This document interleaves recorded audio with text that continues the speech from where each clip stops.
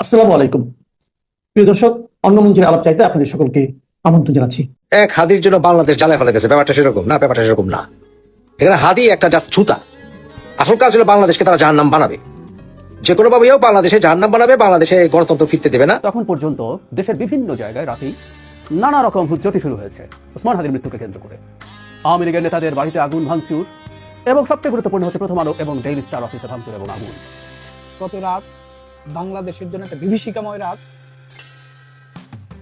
ওসমান হাদির মৃত্যুর খবরের পর একটা অনুমেয় ছিল যে একটা গোষ্ঠী দেশে বিশৃঙ্খলা তৈরি করতে পারে, কিন্তু একটা অথর্ব সরকার এই বিষয়টাতে তাদের কাছে কোনো হয়তো তথ্য ছিল, কিন্তু কোনো ধরনের প্রিকশন, কোনো ধরনের পূর্ব প্রস্তুতি তারা নিতে পারেনি। গতকাল রাতে রাজধানী ঢাকা সহ সারা দেশে একটা তাণ্ডব চলেছে নানা রকম ঘটনার মধ্য দিয়ে। আমার জীবদ্দশায় এরকম কালো রাত আমি এর আগে কখনো দেখিনি। এক হাদির জন্য বাংলাদেশ জ্বালায় ফেলে গেছে। ব্যাপারটা সেরকম না, ব্যাপারটা সেরকম না। এখানে হাদি একটা জাস্ট ছুতা। আসল কাজ হলো বাংলাদেশকে তারা জাহান্নাম বানাবে, যে কোনো ভাবেও বাংলাদেশে জাহান্নাম বানাবে, বাংলাদেশে গণতন্ত্র ফিরতে দেবে না। এবং যেহেতু এখন তারেক বাংলাদেশে ফেরত আসতে যাচ্ছে, তারেকের আশাটাকে বন্ধ করতে হবে। এটা হচ্ছে মূল। এই ভারতে কিছু না, আর এই ওসমান হাদিও কিছু না। ওসমান হাদি এরা তো শহীদ হওয়ার জন্য আগে থেকে বসেছিল। তাহলে কি এখন প্রতিটা এক একজন ফাল পারবো, ইচ্ছা করে থ্রেট দিব, একজন আজকে ভারতকে হুমকি দিব, ওরে হুমকি দিব, 7 সিস্টার উড়ে ফেলাইবো, আর এক একজন মরবো, আর এক একজন শহীদ দিবস পালন করবো। ফাইজলামি টাকাবে না। তাহলে 1971 সালে তো আমাদের অসংখ্য মানুষ শহীদ হয়েছে। তাহলে পাকিস্তানে এমবেসি আমরা করতে দিলাম কেন দিলাম? সেটা তো সবচেয়ে বড় ভুল ছিল আমাদের, যে পাকিস্তান হাই কমিশন বাংলাদেশে। তাহলে তো ওইটা ঘেরা করা উচিত প্রতি 16 ডিসেম্বর আসলে। সেটা কেন করবো না আমরা? সেটাকে বলা উচিত যে চৌধুরী মনুদ্দিনরা যখন আমাদের যারা ইন্টেলেকচুয়াল তাদেরকে যখন হত্যা করে, তারা যখন চলে গেল ইংল্যান্ডে, আমেরিকায়, এই সকল রাজাকাররা, এই সকল আলবদররা, তাহলে সেটার জন্য আমরা কি করবো এখন? তাহলে তার জন্য আমরা কেন ওদেরকে ক্ষমা করে দিব? ওই হিসাব নিক নাকি কি এক ওসমান হাদি এর জন্য পুরো বাংলাদেশ জ্বালা দিতেছে? না, এটা ওসমান হাদি ফ্যাক্টর না, কারণ ওর ভিতরে ডট ঢুকছে।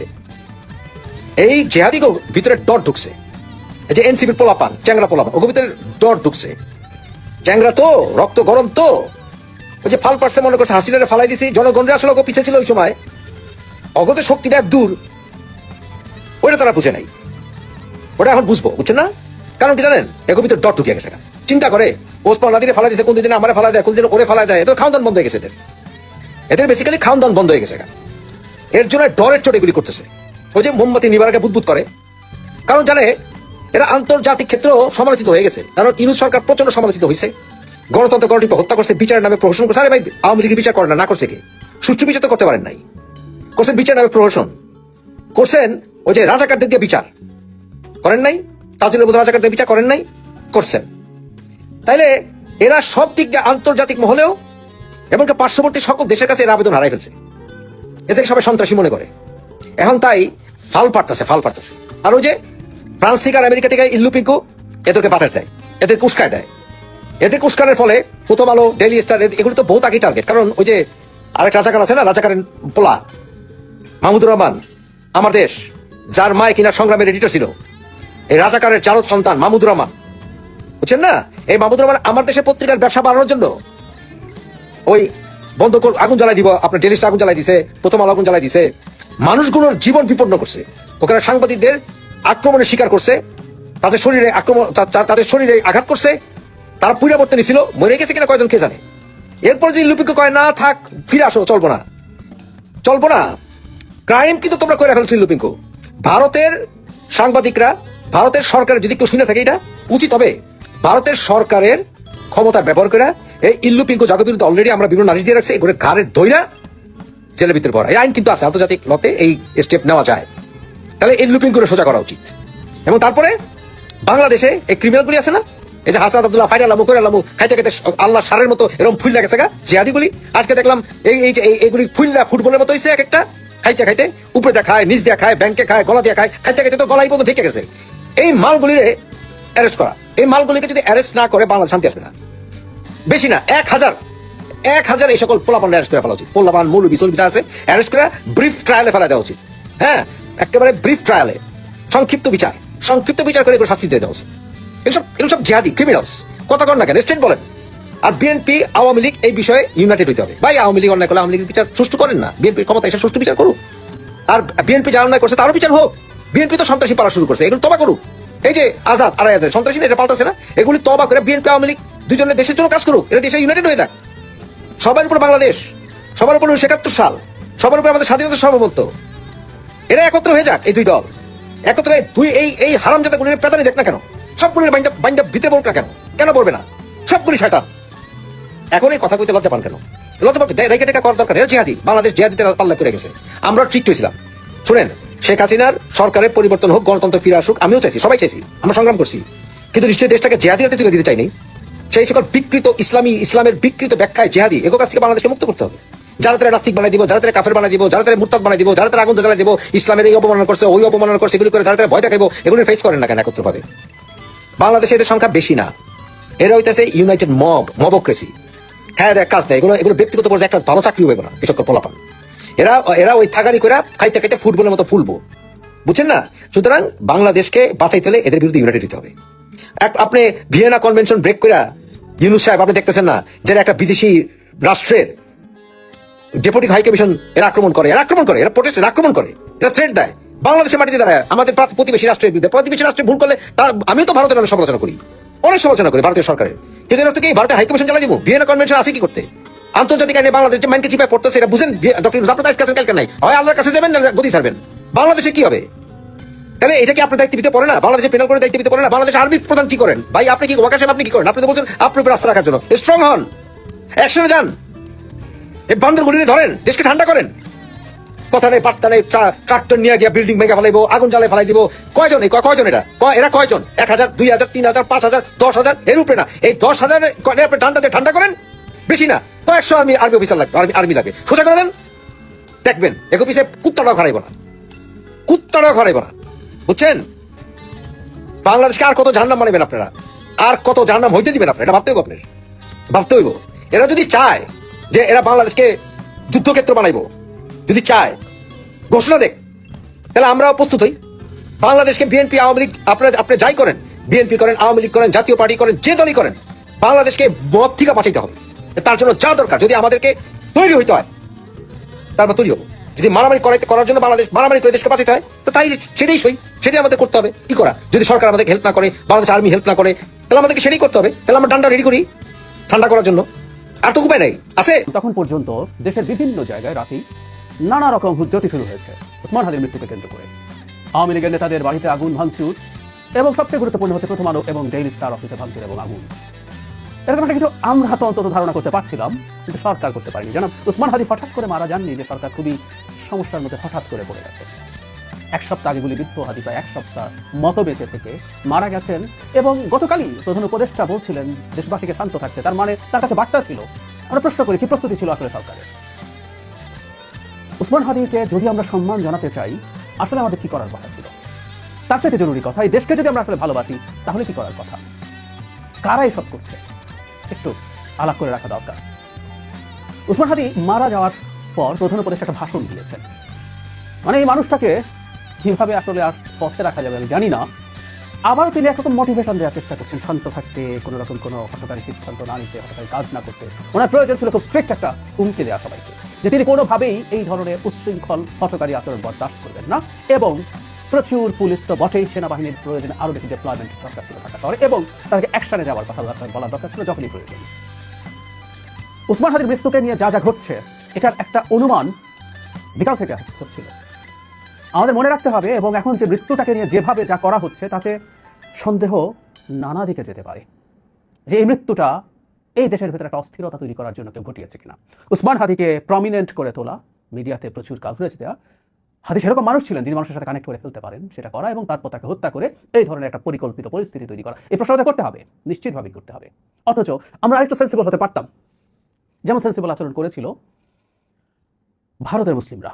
আমাদের মনে আছে নিশ্চয়ই, বাবরি মসজিদের স্থানে যখন রাম মন্দির করার রায় দিয়েছিল ভারতের সর্বোচ্চ আদালত, এটা একটা হাস্যকর রায় হিসেবে ভারতেই খুব পরিগণিত হয়েছে এবং হাসাহাসি হয়েছে এটা নিয়ে, কিন্তু মিথোলজির উপরে ডিপেন্ড করে একটা রায় দেওয়া হয়েছে। এই রায়টা বিজেপি ইচ্ছে করেই চেয়েছিল তখন এই রায়ের বিরুদ্ধে তীব্র প্রতিবাদ, বিক্ষোভ, সম্ভব হলে রায়ট লেগে যাক সারা ভারতে, যেমন বাবরি মসজিদ ভাঙার পর হয়েছিল। ভারতের ওয়াকফ বোর্ড যারা বাবরি মসজিদ পরিচালনার সাথে জড়িত তারা তখন আহ্বান জানিয়েছিল, তারা বলেছিলেন যে এই রায় আমরা গ্রহণ করি না, এটা অন্যায় রায়, কিন্তু মুসলিমদেরকে বলেছিলেন আপনারা সবাই শান্ত থাকুন, এই ফাঁদে পা দেব না আমরা। ভারতের মুসলিমরা সেই সায় দিয়েছেন। অবশ্য কেউ বলতেই পারেন যে ওখানে তারা সংখ্যা লঘু বলে ঝুঁকিটা নেয়নি, তো যাই হোক তারা সেই ফাঁদে পা দেননি। মোদী ওখানে রাম মন্দির বানিয়েছেন, বানিয়ে এমনকি সবকিছু শেষ হওয়ার আগে ওটা উদ্বোধন করে নির্বাচন করে ভাবছিলেন বিরাট মাইলেজ পাবেন, তবে রায়তটা লাগিয়ে দিলে পারতেন, কিন্তু সেটা পারেনি, ব্যর্থ হয়েছিলেন। মুসলমানদের সার্বিক বিচক্ষণতার কাছে মোদী সেবার হেরে গিয়েছিলেন। আমরা পারতাম উসমান হাদির মৃত্যুকে কেন্দ্র করে যারা যারা যারা যারা ঘোলাপানিতে মাছ শিকার করতে চায় সেই পথ বন্ধ করে দিতে। আমরা পারলাম না, আরও কিছু চেষ্টা হতে পারে। কি কি হতে পারে আমরা বলে দিতে পারি। প্রথম আলো ডেইলি স্টারের কথায় আসি। ভিডিও ছড়িয়ে পড়েছে, দীর্ঘ সময় সেখানে লোকজন গিয়ে হাজির হয়েছে এবং পুলিশ সেখানে যায়, কথা বলে সরে আসে। সেখানে সেনাবাহিনী যায়নি কেন এই সময়ের মধ্যে? যখনই সেখানে লোকজন জড়ো হয়েছে সেনাবাহিনীর ওখানে যাওয়া উচিত ছিল, সেনাবাহিনীর এটা ঠেকানো দরকার ছিল। প্রথম আলো ডেইলি স্টারের এই জায়গায় কারণ প্রথম আলো ডেইলি স্টার পছন্দ নাই হতে পারে। এই যে আমি বলছি, এখন তো এই আলাপও শুরু হয়েছে, যারা এদের অধিকারের পক্ষে কথা বলবে তারাও টার্গেটে থাকবে। আর আমি তো প্রথম আলোর খুবই নিয়মিত কলামিস্ট, আমাকেও টার্গেট করা হতেই পারে। তারপরে এই কথাগুলো বলা দরকার, বলবো। আমি জানি না এই পরিস্থিতি যেটা তৈরি হয়েছে সেখানে আমরাও কতটুকু নিরাপদ থাকবো, কারণ এখন এই ব্র্যান্ডিং করা শুরু হয়েছে। যাই হোক, সরকার সেই অ্যাকশন তো দেখি নাই।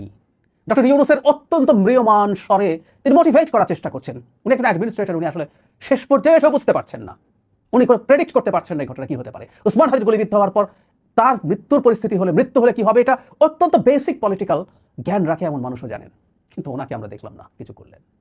বিভিন্ন জায়গায় ব্লকেড হচ্ছে, শাহবাগ ব্লকেডের জন্য জুমা আর অলরেডি বিকালের দিকেই আহ্বান জানিয়েছিলেন। উসমান হাদি তখন মারা যাননি, তার মৃত্যু ঘোষিত হয়নি। তিনি বলছেন যদি তিনি মারা যান তাহলে এটা করতে হবে এবং ওটা আটকে রাখতে হবে হত্যাকারীদের ধরা পর্যন্ত। আমরা ভিডিও যখন রেকর্ড করছি তখন দেখছি বিভিন্ন জায়গায় রাস্তায় ব্লকেড হয়েছে। ঢাকা শহরের কথা বলছি, ঢাকার বাইরে বিভিন্ন জায়গায় আওয়ামী লীগের বাড়িঘর ভেঙে চুরে গুড়িয়ে দেওয়া হচ্ছে, পুড়িয়ে দেওয়া হচ্ছে। কোনো জায়গায় সরকার কি আসলে যথেষ্ট প্রস্তুত ছিল? 6 দিন সময় ছিল প্রস্তুতি নেবার, অন্তত গতকালের পর থেকে যথেষ্ট প্রস্তুতি নেওয়ার সুযোগ ছিল। আরও কি হতে পারে? 32 নম্বরে আবার যাওয়ার চেষ্টা হতে পারে ইন্ডিয়ান হাই কমিশনের দিকে আরও অ্যাগ্রেসিভ ঢঙ্গে যাওয়া। আমরা গতদিন দেখেছি গিয়েছেন, খুব বেশি দূর যাওয়া যায়নি, সরকার ঠেকিয়ে দিয়েছিল। আবারও যাওয়ার চেষ্টা হতে পারে, সরকার সেটা শক্তভাবে হয়তো ঠেকাবেও। কিন্তু যদি আমরা যেতে থাকি তাহলে একটা সংঘাতময় পরিস্থিতি তৈরি হতে পারে এবং সেখানে যদি সেটা নিয়ন্ত্রণের জন্য হতাহত কেউ হয়, সেটা আরেক নতুন সংকট তৈরি করতে পারে। এই সবগুলো পরিস্থিতি আসলে পরিকল্পিতভাবে তৈরি করা হচ্ছে এবং দেখলাম কেউ এবার টুঙ্গিপাড়াকে টার্গেট করা হবে এই ধরনের আলাপ করছেন। যে কথাটা বলতে চাই, আসলে এই যে নানা রকমভাবে অস্থিরতা ছড়িয়ে দেওয়ার চেষ্টা সেটা চলছে। সাথে যুক্ত করে রাখি, কিছু ব্যক্তিকে টার্গেট করা হয়েছে যারা ঘোষণা দিচ্ছে নাম ধরে ধরে যে এই ব্যক্তি যেহেতু উসমান হাদির সমালোচনা করেছে, ইনকিলাব মঞ্চের কর্মকাণ্ডের সমালোচনা করেছে, তাই এরাই উসমান হাদিকে হত্যাযোগ্য করে তুলেছে, সুতরাং এরা হত্যাযোগ্য। বিরাট সব বিপ্লবী দেখি আসলে এখন 5 তারিখের পর থেকে এক একজনের গলা এমন চড়েছে, এদের মধ্যে শিশু নন, কিন্তু শেখ হাসিনার সময়ে ন্যূনতম একটু শব্দ কয়জন করেছে আমাদের দেখা আছে। কারণ আমি প্রায় বলি যে শেখ হাসিনার পুরো এন্টায়ার সময়টার অ্যাক্টিভিজমের হিস্ট্রি আছে, কে কি করেছে না করেছে আমাদের দেখা আছে। তারা তাদের পুরনো যে কিছু করেনি, চুপ করেছিল, সেটার জন্য দ্বিগুণ গলা উঁচু করে এসব হুমকি থামকি বহু মানুষ দেশের ভেতরে থেকেও দিয়ে যাচ্ছেন। এই পরিস্থিতি নিজেদের মধ্যে সংঘাত এবং আস্তে আস্তে এটা দলের মধ্যে সংঘাত তৈরির প্রবণতা বা চেষ্টা করা হচ্ছে, এটাই চেয়েছিলেন। তো সুতরাং উসমান হাদির মৃত্যুকে কেন্দ্র করে যা করা হচ্ছে, প্রত্যেকটা জিনিস যে ভারতের কথা বলা হচ্ছে যে ভারত এটা ঘটিয়েছে, ভারত এটার সাথে আছে, আওয়ামী লীগ আছে, ইয়েস তারা বেনিফিটেড, তারা থাকতেও পারে, কিন্তু প্রত্যেকটা কাজ আদতে, আমি গতকালই বলেছিলাম, প্রত্যেকটা কাজ আদতে তাদের পারপাস সার্ভ করছে। প্রথম আলো ডেইলি স্টারের ওখানে খুবই উগ্র ডানপন্থীদেরকে দেখা গেছে, উগ্র ডানপন্থীরা ফেসবুকে এটা নিয়ে আহ্বান জানাচ্ছেন লোকজনকে দেশ থেকে বিদেশ থেকে। ফলে বাংলাদেশে যে উগ্রবাদ, ইসলামিক এক্সট্রিমিজম, ইভেন ভারত বাংলাদেশের যে হাই কমিশনারকে ডেকে নিয়ে গেল, সেখানে এক্সট্রিমিস্টরাই ভারতের দূতাবাসের দিকে যাচ্ছে বলে বলা হয়েছে। তো সুতরাং আমরা খুব ভালোভাবে বুঝতে পারি কোন ন্যারেটিভটা কাকে সাহায্য করে। সুতরাং যারা আমাদের সামনে দেশপ্রেম দেখাচ্ছেন, দেশপ্রেম করে এগুলো করছেন, আমাদের এটা বুঝতে হবে এর মধ্যে ভিন্ন খেলা থাকতে পারে। হাই প্রবাবিলিটি তাদের, কারণ এটা ভারতের ওদেরই বয়ানকে সাহায্য করছে, দেশে যাদেরকে আমরা দেশপ্রেমিক হিসাবে দেখছি, মিলিটেন্ট ওয়েতে এসব করছেন। সতর্কবার্তা জানানোর চেষ্টা করেছি, হয়নি। বাংলাদেশ একটা নির্বাচনের দিকে যাচ্ছে, উসমান হাদি নিজে নির্বাচনের দিকে যাচ্ছিলেন। হাদি চলে গেছেন, হাদিকে যদি জিজ্ঞেস করা যেত তিনি কি করবেন, তিনি কি ভালো মনে করতেন এই সময়ে, আমি বিশ্বাস করি তিনি বলতেন এসব অ্যানার্কি না করে দেশের নির্বাচনের দিকে যায়। 5 আগস্ট পরবর্তী সময় বিভিন্ন জায়গায় বিভিন্ন সময়ে অ্যানার্কি হয়েছে, এগুলোর প্রতি যারা